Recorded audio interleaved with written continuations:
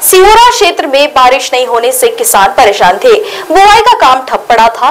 तुमसर में हुई पानी वापर संस्था की बैठक में 20 जुलाई को पानी छोड़ने का निर्णय अभियंता गंगाधर हटवार की अध्यक्षता लिया गया था, लेकिन इस क्षेत्र में बारिश जोर नहीं पकड़ रही, जिस कारण धान लगाने का कार्य रुका हुआ है, जिस कारण किसानों में संकट आया हुआ है, जिसके चलते ध्यान में रखते हुए तुमसर मोहाड़ी विधानसभा के विधायक राजू कारेमोरे ने किसानों की समस्या को ध्यान में रखते हुए 15 जुलाई को चांदपुर का पानी कैनल के माध्यम से छोड़ा गया, जिससे किसानों के चेहरे पर मुस्कान देखने को मिली। इस दौरान विधायक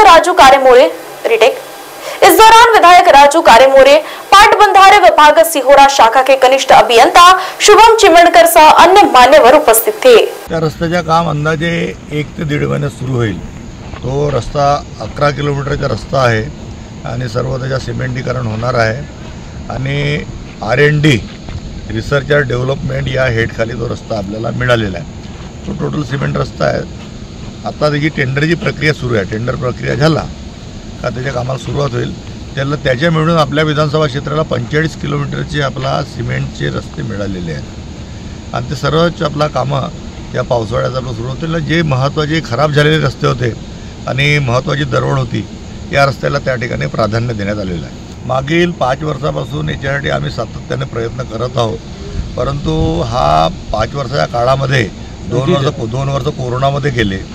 आता शासनाने लाडकी बहीण ही योजना म्हणजे नवीन योजना आली आहे, त्या ठिकाणी खूप पैसा खर्च होत आहे। त्याच्यामुळे काही आपला कामं राहिलेले आहेत। त्यापैकी चांदपूरचा एक काम आहे। मधातल्या 15-20 दिवसाच्या पूर्वी सन्माननीय अध्यक्ष देवचंदजी ठाकरे साहेब यांच्यासोबत आम्ही 5-6 लोकांचा शिष्टमंडळ, प्रफुल्लभाई पटेल साहेब, आपला राज्याचे उपमुख्यमंत्री अजितदादा पवार साहेब यांना एक कॉरिडॉर निर्माण करायचा म्हणून 250 करोडचा प्रोजेक्ट दिला होता। ते म्हणतात की एवढा निधी उपलब्ध होणार नाही, काहीतरी निधी उपलब्ध होईल। त्यानंतर आम्ही 50 करोडचा एक प्रपोजल दिला होता, परंतु शासनाला आपला निधीच्या अभावी काही अडचणी असल्यामुळे तो आपला मंजूर झालेला नाही। त्या ठिकाणी इथला डेव्हलपमेंट, इथले रस्ते, भक्त निवास, आजूबाजूचे भक्त निवास हे सर्व आपला कामं घेतलेले होते। त्याच्यामुळे आपला पर्यटनाला संधी, सामान्य आपला लोकांना यात्रेला संधी आणि आपला सर्व गड किल्ले वगैरे, आपला गायमुख वगैरे, देवस्थान वगैरे सर्व त्याच्यात कव्हर केलेला होता। पण निधीच्या काही अडचणीमुळे झाला नाही, पण भविष्यात ते काम पक्के होते। MTDCने त्याचा टेंडर काढलेला आहे। आता टेंडर प्रक्रियेचा काय झाला हा विचारावा लागेल। बाकी ते MTDC आपलं त्यासाठी प्रयत्न करत आहे का त्यांना कॉन्ट्रॅक्टर मिळाला पाहिजे आणि त्यांनी चालवलं पाहिजे। महाराष्ट्र TV 24 के लिए अभिषेक भटनागर की रिपोर्ट।